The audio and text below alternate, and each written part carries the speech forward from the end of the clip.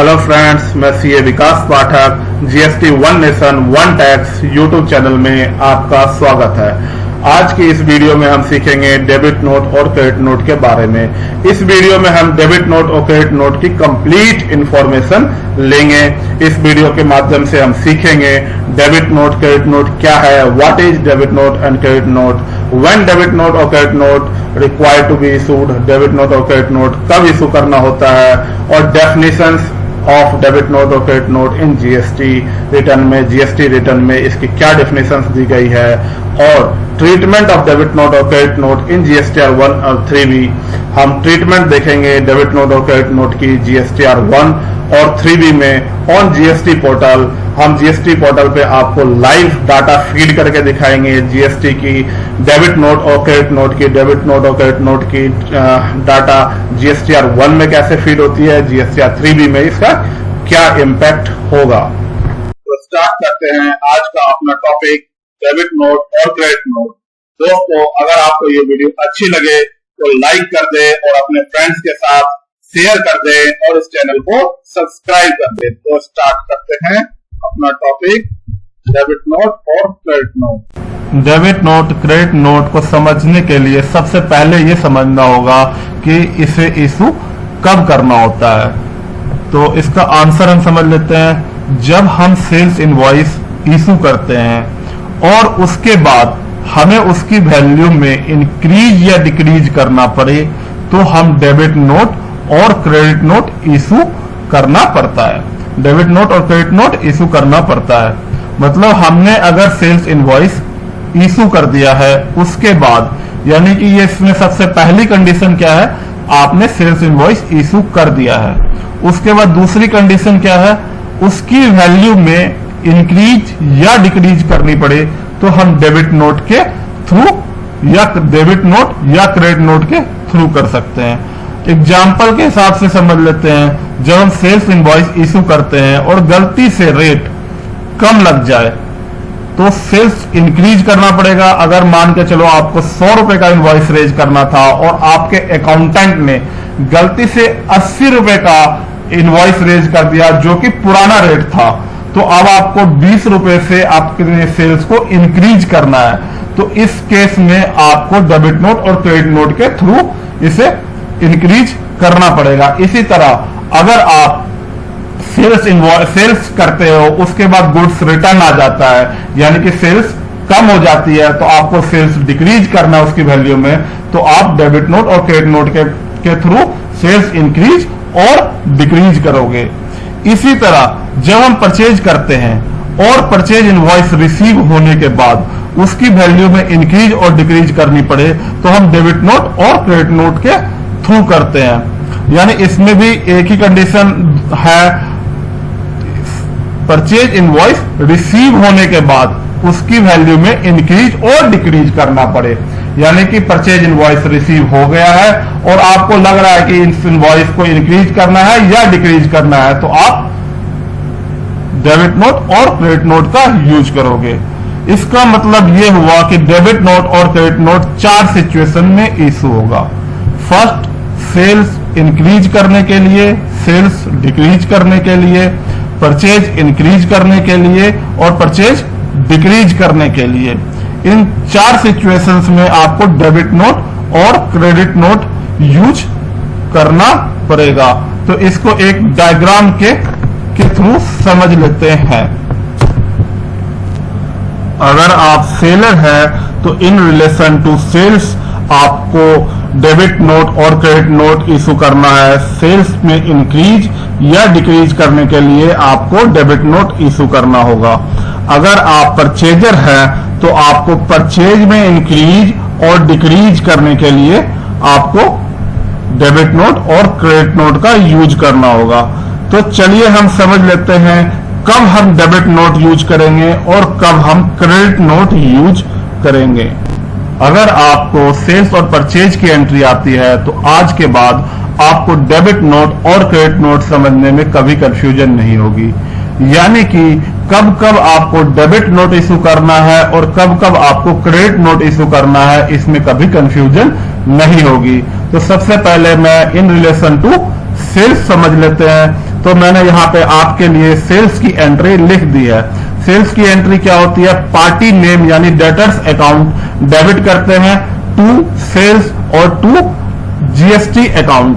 तो ये होती है सेल्स की एंट्री। सेल्स की एंट्री मैंने यहां लिख दी। सेल्स की एंट्री में पार्टी को डेबिट करते हैं और सेल्स को क्रेडिट करने, यही समझना है। पार्टी इसमें सेल्स में डेबिट होती है और सेल्स अकाउंट क्रेडिट होता है। अगर आपको सेल्स बढ़ाना है तो आपको पार्टी को क्या करना होगा? डेबिट करना होगा। पार्टी हमेशा डेबिट होगी तो आपका सेल्स क्रेडिट होगा और आपका सेल्स इंक्रीज हो जाएगा। तो इस केस में अगर आपको सेल्स बढ़ाना है तो पार्टी को डेबिट करना है, तो सेल्स इंक्रीज करने के लिए डेबिट नोट इशू करना होगा। या सीधा सा रिलेशन है पार्टी अकाउंट से, यानी कि आप पार्टी को क्या कर रहे हो? डेबिट कर रहे हो, तो आप उसे क्या दोगे? डेबिट नोट दोगे। आप उसे डेबिट, पार्टी को डेबिट करके और उसे एक डेबिट नोट पकड़ा दोगे। तो जब भी आपको सेल्स इंक्रीज करना है तो पार्टी अकाउंट को डेबिट करोगे, यानी कि आप डेबिट नोट इशू करोगे। इसी तरह अगर आपको सेल्स कम करना है तो पार्टी अकाउंट को क्या करना होगा? क्रेडिट करना होगा। सेल्स अकाउंट को डेबिट करना होगा, यानी पार्टी अकाउंट को क्रेडिट करना है तो पार्टी को आप क्या दोगे? क्रेडिट नोट इशू करोगे। क्रेडिट नोट इशू करोगे। इन रिलेशन टू परचेज समझ लेते हैं। परचेज में क्या करते हैं? पार्टी अकाउंट को क्रेडिट करना होता है अगर हम परचेज करते हैं तो परचेज की एंट्री देख लेते हैं। Purchase account debit to party account to GST account. अगर इस कंडीशन में अगर आपको परचेज बढ़ाना है तो पार्टी अकाउंट को आप क्या करोगे? क्रेडिट करोगे। क्रेडिट करोगे तो आपको पार्टी को क्या देना है? क्रेडिट नोट इशू करना होगा। इसी तरह अगर आपको परचेज कम करना है तो परचेज को क्रेडिट करोगे, पार्टी को डेबिट करोगे, तो आपको पार्टी को क्या देना है? डेबिट नोट इशू करना है। तो यहां हमने देखा कि डेबिट नोट और क्रेडिट नोट इशू करना डिपेंड करता है पार्टी अकाउंट पे। अगर पार्टी अकाउंट डेबिट हो रहा है तो हम डेबिट नोट इशू करेंगे, और अगर पार्टी अकाउंट क्रेडिट हो रहा है तो हम क्रेडिट नोट इशू करेंगे। यानी कि हमें सेल्स इंक्रीज और डिक्रीज करने के लिए पार्टी अकाउंट की जो ट्रीटमेंट है डेबिट की और क्रेडिट की, उस पर डिपेंड करेगा हम डेबिट नोट इशू करेंगे या क्रेडिट नोट इशू करेंगे। इसी तरह परचेज के केस में भी अगर पार्टी अकाउंट डेबिट हो रहा है और क्रेडिट हो रहा है परचेज इंक्रीज और डिक्रीज करने के लिए, तो उस पर डिपेंड करेगा हम डेबिट नोट इशू करेंगे या क्रेडिट नोट इशू करेंगे। तो चलिए समझ लेते हैं जीएसटी में डेबिट नोट और क्रेडिट नोट की क्या ट्रीटमेंट होती है। तो स्टार्ट करते हैं डेफिनेशन से। क्रेडिट नोट की डेफिनेशन सेक्शन 237 में दिया है। इस डेफिनेशन को एक बार रीड आउट कर लेते हैं। Credit note means a document issued by registered person under subsection 1 of section 34 of CGST act. इसमें क्रेडिट नोट क्या है? एक डॉक्यूमेंट है। ये एक डॉक्यूमेंट है। इशूड कौन करता है? रजिस्टर्ड पर्सन इसे इशू करता है। और कौन से सेक्शन में इशू करता है? सेक्शन 34 सबसेक्शन 1 में इशू करता है। यानी कि हमें सेक्शन 34 सबसेक्शन 1 पढ़ना पड़ेगा क्रेडिट नोट को समझने के लिए। डेबिट नोट की डेफिनेशन सेक्शन 238 में दिया हुआ है और इसमें भी यही लिखा हुआ है, means a document issued by registered person under subsection 3 of section 34 of CGST act.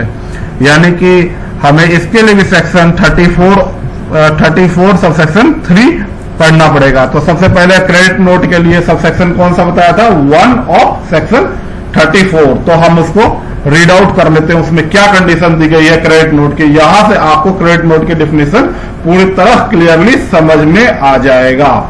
तो हमें पढ़ना है where the tax invoice had been issued, मतलब आपने टैक्स इनवॉइस इशूड कर दिया गया for supply of goods services और बोथ, या गुड्स के लिए या सर्विस के लिए या दोनों के लिए आपने टैक्स इनवॉइस इशू कर दिया गया है। और उसमें मेन 1, 2, 3 और ये चार चीजें कंडीशन ऐसी बैठ रही है कि आपको क्रेडिट नोट इशू करना है। इस 4 कंडीशन के अंदर ही आपको क्रेडिट नोट इशू करनी है। और कंडीशन को बाद में पढ़ लेंगे। पहले हम देखते हैं कि ये इशू करेगा कौन?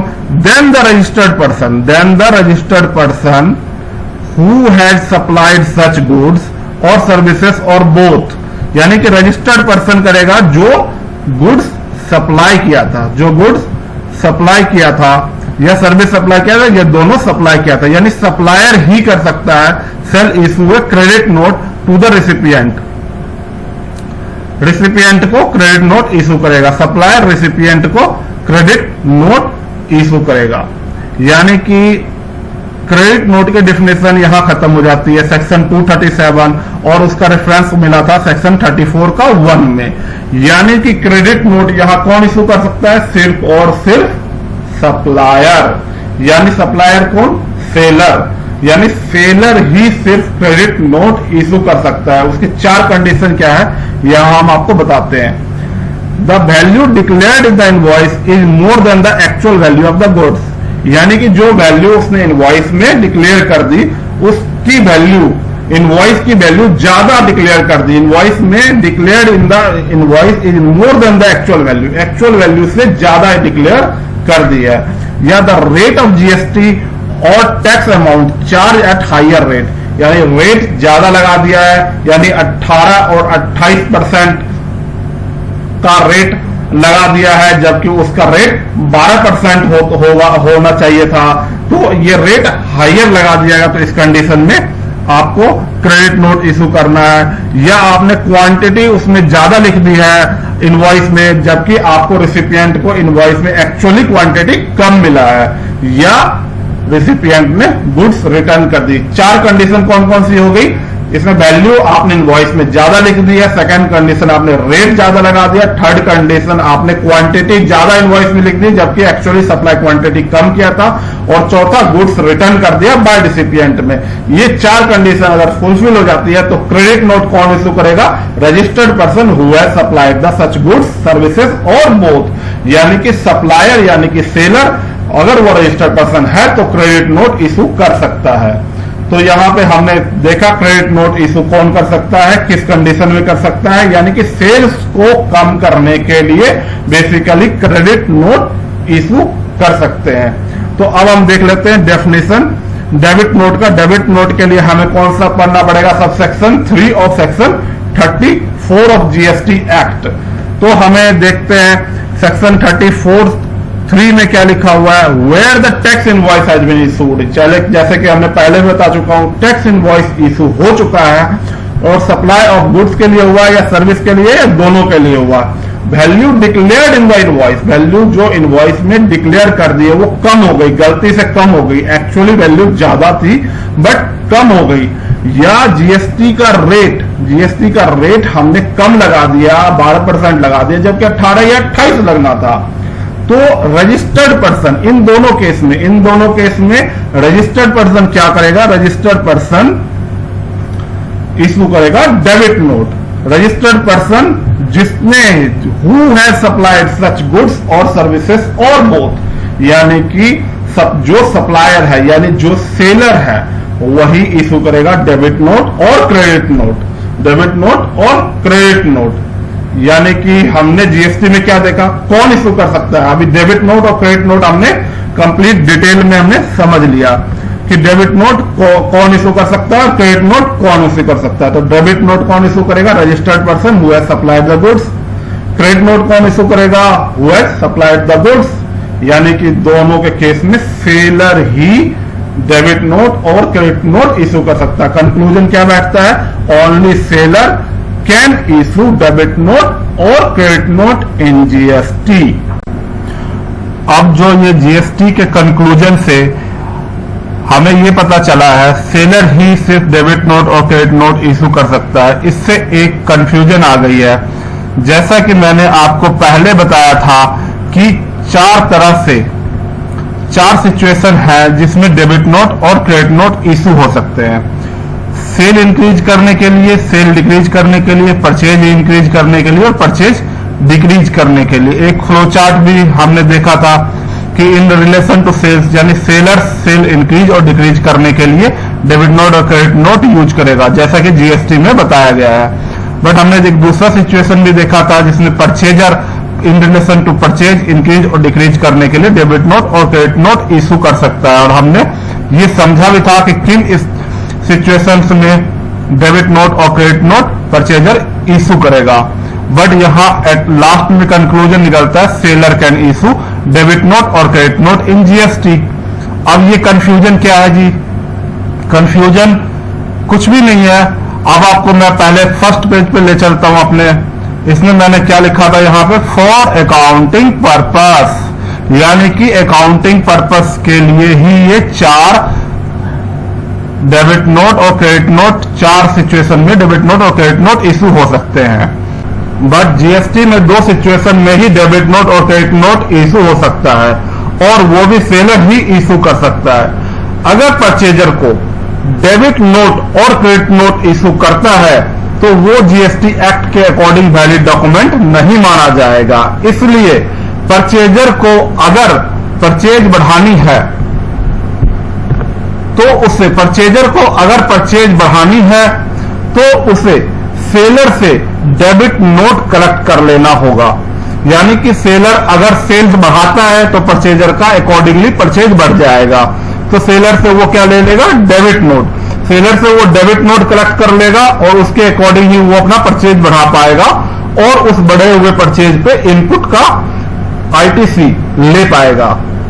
अगर वो डेबिट नोट सेलर से नहीं लेता है और वो इनपुट क्लेम कर लेता है तो बढ़े हुए परचेज पे वो जो जीएसटी क्लेम लेता है वो उससे बाद में जीएसटी ऑडिट के समय उसे दिक्कत आ सकती है, क्योंकि उसके पास एक वैलिड डेबिट नोट जो होना चाहिए था वो नहीं होगा और उसने इनपुट ले लिया है।